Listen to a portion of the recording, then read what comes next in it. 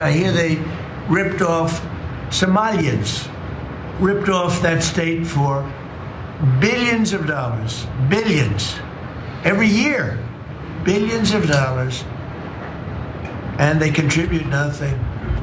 The welfare is like 88%. They contribute nothing. I don't want them in our country, I'll be honest with you, okay? Somebody say, oh, that's not politically correct. I don't care. I don't want them in our country. Their country's no good for a reason.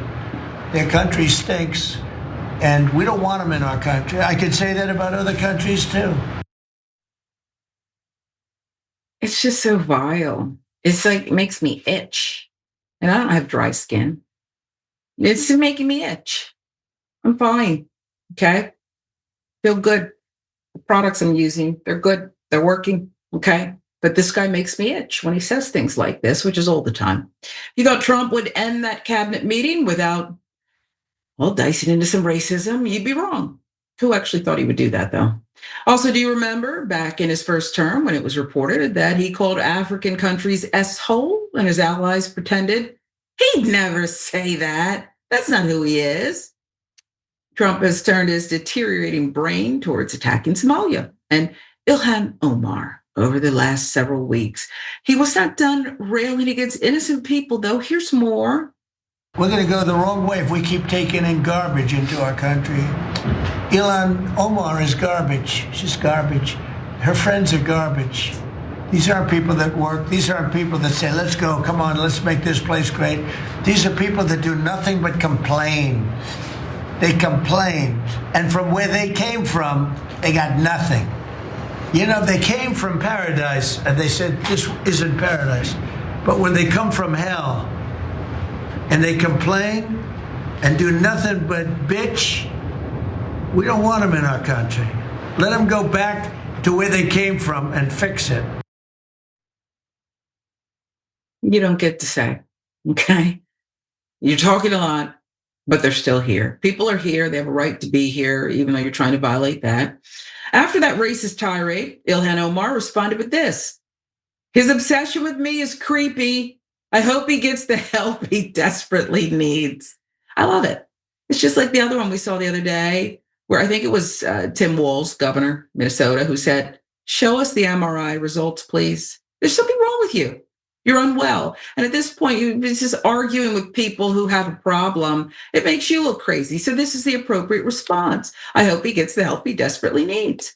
Now, unfortunately, if he kept it at words, that would already be bad enough. But he has his racist gremlin, Stephen Miller. I think gremlin's an excellent word choice. He's a gremlin. Why didn't I think of that sooner? Stephen Miller's a gremlin, and he's behaving like a gremlin. And he's looking more gremlin-like every single day. So Stephen Miller, right by Trump's side, no doubt championing the latest ICE operation in Minneapolis. Where else? The directive for the Immigration and Customs Enforcement operation in Minneapolis and St. Paul, Minnesota, came immediately after Mr. Trump's remarks. The effort, which is beginning this week, focuses largely on Somalis. Wow. With final deportation orders who are living in the Twin Cities, though the official said that others who are still seeking legal status could be swept up as well. Could. By now we know your record. It will be. Plan calls for the deployment of so-called strike teams, which are made up of ICE officers, agents, other federal officials. Roughly 100 officers and agents from around the country have been brought in for the operation, the official said. Folks, if you don't have a shred of decency or humanity, okay, not our beautiful TYT family, but anybody else who might have just been stopping by, and all you care about is the money, that's sad. But if all you care about is the money, do you know how much money they're spending on this horror show? You have a Hollywood flop and you continue to pour more and more money into this horror flick, this budget. It's not going to give you the returns you want. This is our money. We welcome, support, investigating and prosecuting crime, but pulling a PR stunt and indiscriminately targeting immigrants is not a real solution to the problem. Thanks, Governor Tim Walz, for stating the obvious. Thank you for being Captain Obvious here. So what's going to happen, Yaz, is for the next, I don't know, few weeks, more, foreseeable future, people living here, they're going to have to hunker down. We're going to hear and see horror stories. It's going to be tough to see. It's another act of horrible abuse. Yeah, first of all, Sharon, don't even get me started on Hollywood. It seems like they love a flop these days because even flops, they've like, don't get me started. Anyway, but Trump is speaking, when he speaks this way, he's speaking to a group of people who still believe that this country is the best country in the world, and not just that it is. It's they almost like they accept that it is just the truth. It just is the best country in the world, as opposed to we're the best country in the world. And that's something that we work on constantly, something that needs to be worked on, something that needs to be earned, something that needs to be maintained, right? There is no sense of that. It just, we are the best. And that's the end of the thought process. And they believe this so desperately because they really are desperate to believe it. They have to, because this particular group of people who subscribes to these beliefs, their entire identity and personality is tied to the fact that they're Americans. It's tied to the fact that they happen to be born here on one side of some like arbitrary border that someone drew one day. Like so much of their own self-worth is tied up in the American self-worth. And so they have to believe that I'm the luckiest person in the world to be living in this country. And Trump, he is happy to disparage people from other countries. He says, your country sucks, so that's why you want to come here, but we don't want people like you because you're the ones who made your country suck in the first place. Not true. We know that the majority of people who immigrate to this country are from countries where the United States has intervened in their government, has intervened in some way to make that place where they came from less stable than it was before. And so what do? They go to the place that, at least the United States government is not going to destabilize its own government. Joke's on them, because that's exactly what we're living through right now. But Trump also said, like this was years ago when he said that he wanted more immigrants from Norway. Like, why would anyone from Norway want to come here? Why would they want to lose their education? And why would they want to lose their free healthcare and all these things that they have access to in Norway? Their cleaner air, their cleaner streets, all of that. Why would a Norwegian want to come here? Why?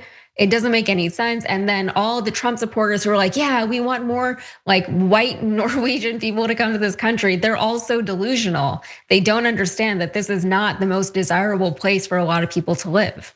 No, you're right. And I blurted out, I can't help it. Less guns. Why would they want to come to a place where there's tons of school shootings and violence and, you could be minding your own business.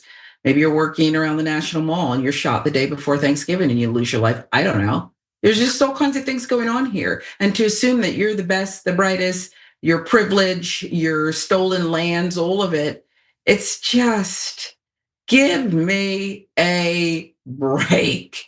Don't you think we all need a break? Hey, before we wrap up the first hour, what did you think about the response? Because I think it's the only one that Ilhan Omar and Governor Walz can make. We are dealing with someone who's unwell. And so what do you really say? He insults and says the most horrible things. He was calling him Tampon Tim before, which, I don't know, the word tampon doesn't offend me, but remember that was his nickname? Oh, wow. Yes. Okay, what are we in the third grade? Maybe. I mean, what do you make of it? That's what it is. Like he talks as though we're children. He speaks as though he himself is a child. But these are things, look, the American literacy rate is low, right? A lot of Americans do not have the critical thinking skills that we used to have. We don't read as much. We're less informed about the world around us. And so we are more likely to fall prey to elementary school, middle school type taunts. And that is what Donald Trump has built his entire brand, his entire presidency off of. He has always been this guy. But now as he is in mental decline, it's getting worse, not better, right? He's not shutting up. He is saying more things. He is ranting. He's typing more things on Truth Social, whether or not that's him or his surrogates. It doesn't matter because it's all crazy. But that is part of this presidency. They have to distract constantly because nothing that they're doing is actually good for the American people. Nothing that they're actually doing would excite a lot of people, at least not the numbers of people that they need to be excited. So they have to continue to distract. And the best way to deal with somebody like him is to ignore him. And we have not been doing that for the last 10, 15 years. Baby can't stand to be put in a corner. Put the baby in the corner.